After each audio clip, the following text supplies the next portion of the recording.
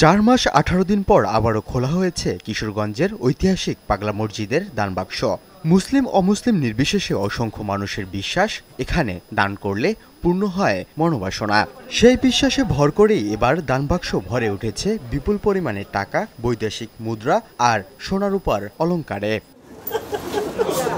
কিশোরগঞ্জের হারোয়া এলাকায় নরসুন্দা নদীর তীরে দাঁড়িয়ে থাকা ঐতিহাসিক পাগলা মসজিদের ১৩টি দানবাক্স খুলে এবার পাওয়া গেছে ৩২ বস্তা টাকা। এছাড়াও রয়েছে বিপুল পরিমাণ বৈদেশিক মুদ্রাসহ স্বর্ণ ও রূপার বিভিন্ন অলঙ্কার। এবারে ৩২ বস্তা টাকা গণনায় কাজ করছেন মাদ্রাসার ৩৪০ জন ছাত্রসহ শিক্ষক, কর্মচারী, ব্যাংকের কর্মকর্তা সহ প্রায় ৫০০ জন লোক।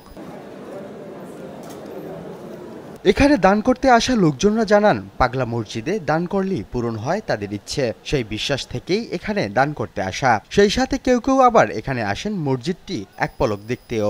আমরা সাভার আশুলিয়া থেকে আসছি, পাগলা মসজিদ নাম শুনতাম সবসময়, এখন সেই জন্য দেখতে আসলাম পরিবার সবাইকে নিয়ে। এখানে আমরা মাঝে মাঝে আসি, মসজিদে আসি, এখানে একটু নফল ইবাদত করি, কিছু দান জন্য আসা হয় আর কি। আসলে পাগলা মসজিদ এটা একটা ঐতিহাসিক মসজিদ, এটা একটা আল্লাহর ওলির মসজিদ, আল্লাহর প্রিয় একজন ওলির উসিলায় এই মসজিদটা হয়েছে। এখানে মানুষ আসে, নামাজ পড়ে, আল্লাহর ওলির উসিলায় দোয়া করে, দান সৎকার করে। আর দান সৎকার উসিলায় দেখা যায় যে মানুষের মনের আশা পুরা হয়।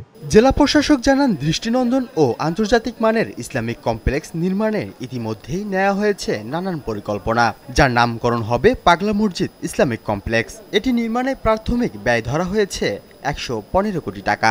এই যে টাকাগুলো পেয়েছি, আমরা আমাদের কিশোরগঞ্জে যারা ঝুঁকিপূর্ণ রোগের যে আক্রান্ত আছেন তাদের চিকিৎসার এর একটি লভ্যাংশ ব্যয় হয়। এছাড়া আমাদের মসজিদকে পরিচালনার জন্য যে যারা কর্মকর্তা কর্মচারী আছেন তাদের বেতন এবং ভাতার জন্য ব্যয় হয়, আন্তর্জাতিক জন্য কিছু ব্যয় হয়। এছাড়া আমাদের যে মাদ্রাসাটি আছে সেই মাদ্রাসাটি পরিচালনার জন্য একটি অর্থ ব্যয় হয়। সময়ের সঙ্গে সঙ্গে আজ পাগলা মসজিদের পরিধির সাথে বেড়েছে খ্যাতিও। সেই সাথে মসজিদটি পাশে দাঁড়িয়েছে রোগীসহ হাজারো মেধাবী শিক্ষার্থীদের। মিশুক হাওলাদার, চ্যানেল 9 নিউজ ডেস্ক।